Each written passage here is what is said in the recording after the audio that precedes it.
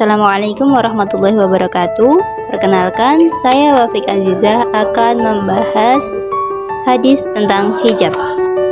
Pengertian hijab. Secara bahasa, hijab berasal dari kata hajaba yang bermakna terlarang untuk menggapai. Sedangkan kata hajaba bermakna larangan masuk untuk orang tersebut. Hijab juga berarti satir, yaitu penutup antara dua sesuatu. Dimaknai satir karena hijab adalah larangan untuk melihat antara keduanya. Begitu pula dengan wanita yang memakai hijab, karena terdapat larangan untuk melihatnya. Hijab adalah sebuah kain penghalang, penutup maupun pembatas. Jika diaplikasikan kepada seseorang wanita, maka hijab dapat diartikan sebagai penutup aurat bagi wanita. Sedangkan secara istilah, hijab adalah sesuatu yang menutupi tubuh wanita agar tidak bisa dilihat oleh orang selain mahramnya. Masyarakat sekarang, hijab berkembang menjadi sebuah pakaian yang dikenakan perempuan sebagai penutup kepala dan tubuhnya, sehingga tidak hanya menutup kulit luarnya saja, akan tetapi juga lekuk dan bentuk tubuhnya juga tidak terlihat. Hadis tentang hijab. Hadis ini terdapat dalam redaksi kitab Sahih Al-Bukhari nomor 4481, bab wal yadribna bihumurihinna ala juyubihinna, yang berbunyi sebagai berikut: Hadasana Abu Nuaim hadasana Ibrahim bin Naim an Hadasi bin Muslim an Sofiyah binti Syaibah an Aisyah radhiyallahu anha kanat taqulu la nazalat hadhil ayah wal yadribna bihumruhinna ala juyubihinna akhadna azrahunna fashafaqnaha min qibalil hawashi fahtamarna biha, yang artinya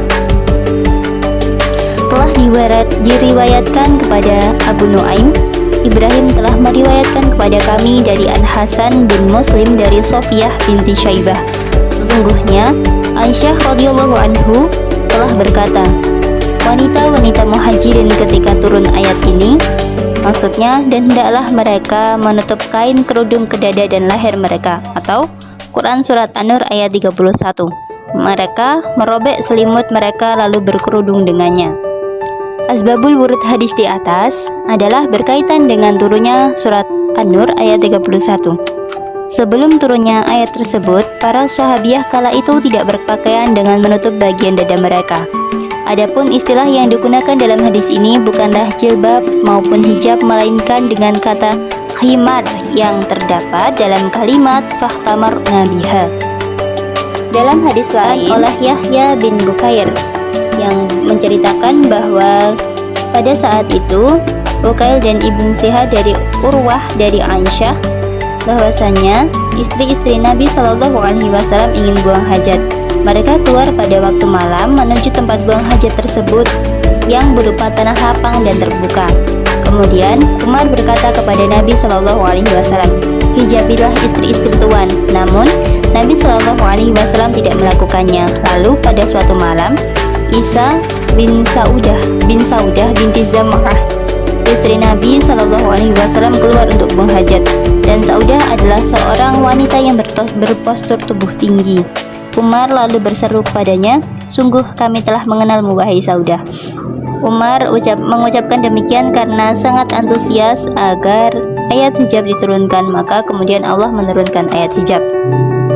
Salah satu ayat Al-Quran yang menerangkan tentang hijab adalah surat Al-Ahzab ayat 59 yang berbunyi, A'udzubillahi minasyaitonirrajim, Bismillahirrahmanirrahim.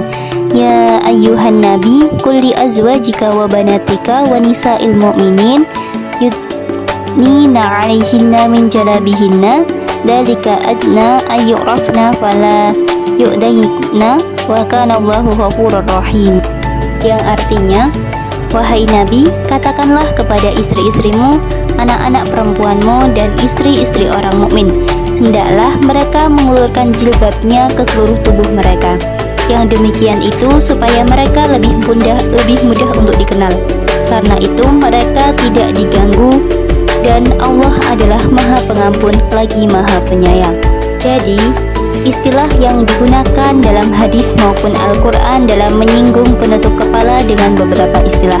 Istilah-istilah yang digunakan Al-Quran berkaitan dengan masalah ini adalah himar yang terdapat dalam surat An-Nur ayat 31 yang berbunyi khumur. Selanjutnya, kata jilbab yang berbentuk jamak yaitu jalabib terdapat dalam surat Al-Ahzab ayat 59. Adapun dalam hadis kedua, istilah itu ditambah dengan istilah hijab. Penggunaan kata hijab dalam ayat itu digunakan untuk menyebut menutup atau penghalang antara laki-laki dan perempuan, bukan dimaksudkan dengan kerudung sebagaimana pemakaian istilah sekarang terutama di Indonesia. Perintah menggunakan jilbab ini agar mereka lebih dikenal sebagai wanita muslim dan mereka tidak diganggu. Karena sebaik-baik perhiasan dunia adalah wanita solehah, di mana yang mereka bisa menjaga dirinya dari segala bentuk fitnah. Terima kasih. Kurang dan lebihnya saya mohon maaf. Kami akhiri. Wassalamualaikum warahmatullahi wabarakatuh.